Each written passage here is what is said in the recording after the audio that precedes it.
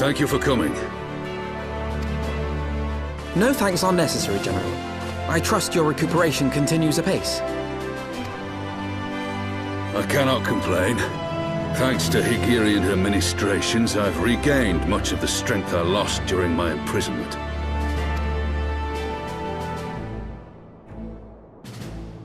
I gather you have made progress in the search for Her Grace. Aye, some good fortune at last. A few days past, Dulala informed us that a sizable shipment of alchemical supplies had been delivered to the palace.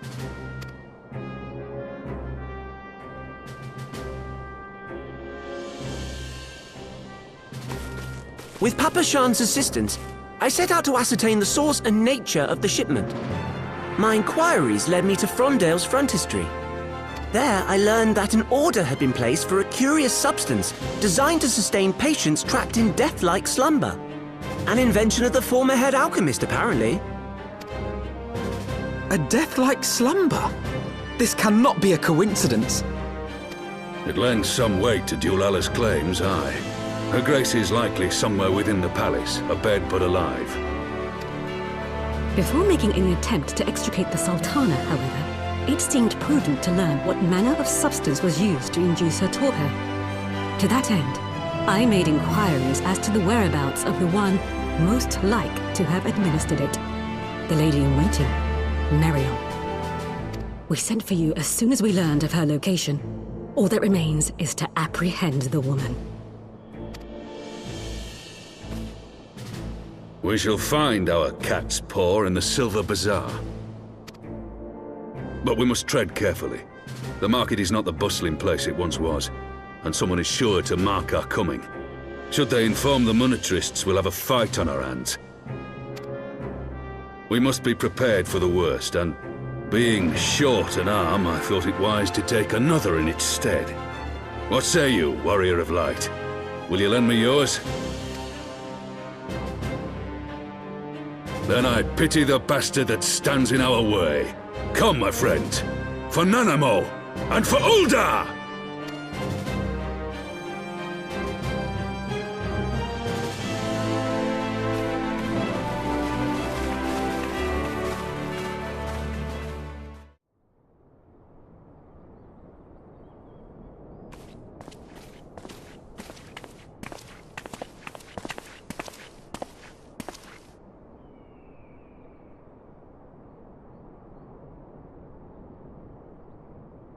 You are Meriel, the Sultana's former lady-in-waiting?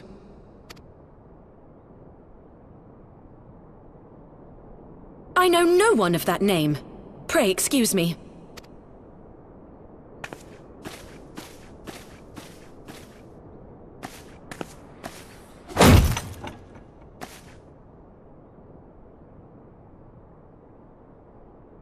General Alden!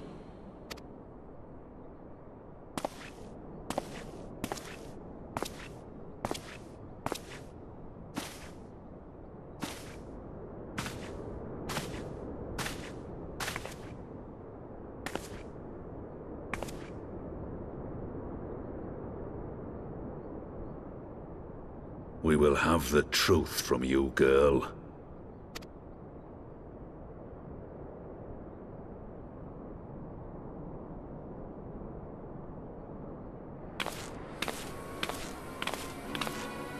Mayhap it would be better coming from me.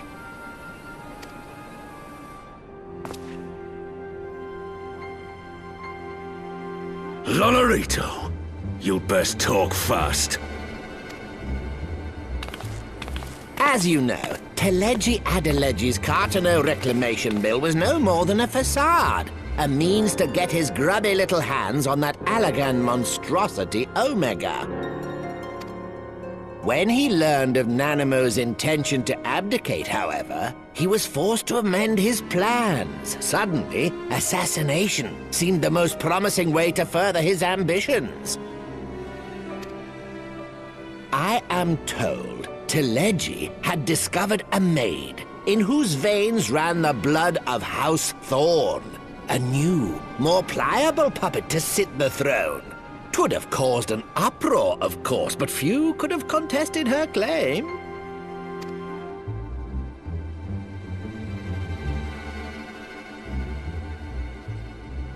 was plain that Telegi's wild machinations had outgrown our ability to control them. So I decided to usurp his scheme and left the fool to seal his own demise. And what of Nanamo? Oh, I have no desire to harm her grace. 'Twould profit me little to destabilize our government. Thus did I employ young Meriel here to administer a potent sleeping potion in place of a poison.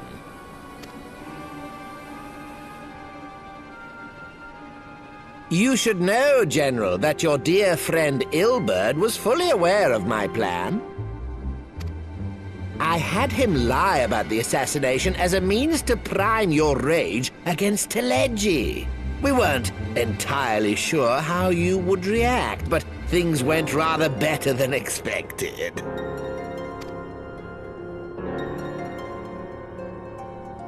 You conniving little worm! You had your claws in the Crystal Braves before their first recruit had sworn to serve! But of course, when a new game begins, 'tis only prudent to have a piece on the board. Ilberd was mine. Truth be told, a significant proportion of the Braves' initial endowment was also mine. With such large sums moving about, 'twas a rather trifling matter to disguise my own contribution.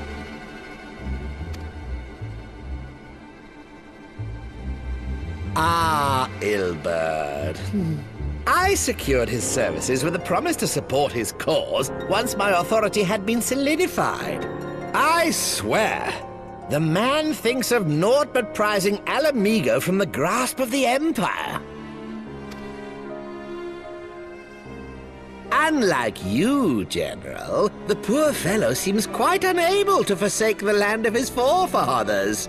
Mayhap that's why he called you a traitor to your people and a disgrace to your homeland, amongst other things. What was it he always compared you to? Oh, yes, an overgrown lapdog begging for scraps at the Sultana's table. Oh, how we laughed.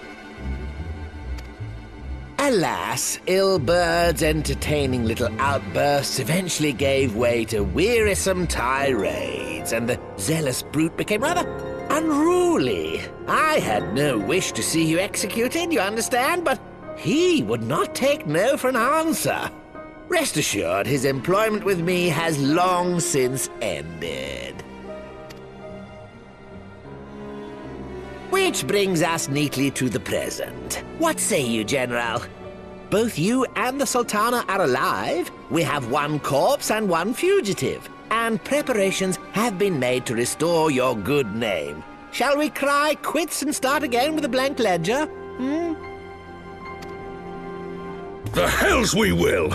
Do you honestly expect me to forgive and forget? After all you've done?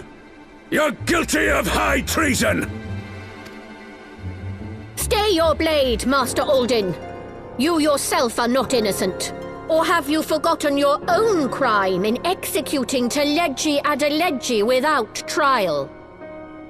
Though you acted out of loyalty to the Sultana, such deeds are in violation of both the word and spirit of the law.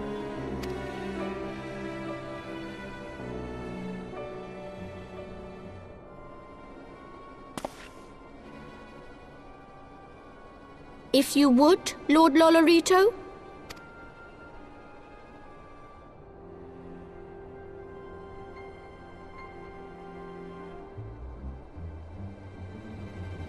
This potion will wake the Sultana from her slumber. Consider it a gesture of conciliation. You will find her grace resting comfortably within her private chambers. Should you doubt my word, I shall willingly accompany you to the palace as your hostage.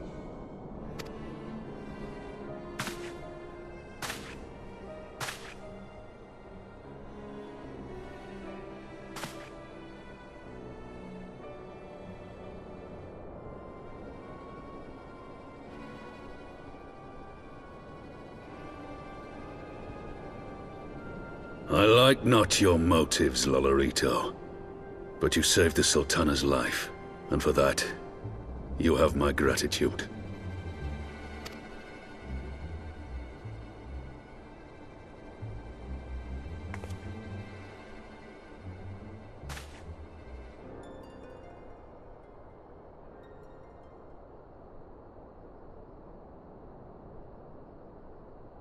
Raubahn Aldin, you are hereby reinstated as General of the Immortal Flames. The citizens of Ul'dah shall once more be united under Nanamo Ul'Namo, and together we shall usher in a new age of prosperity.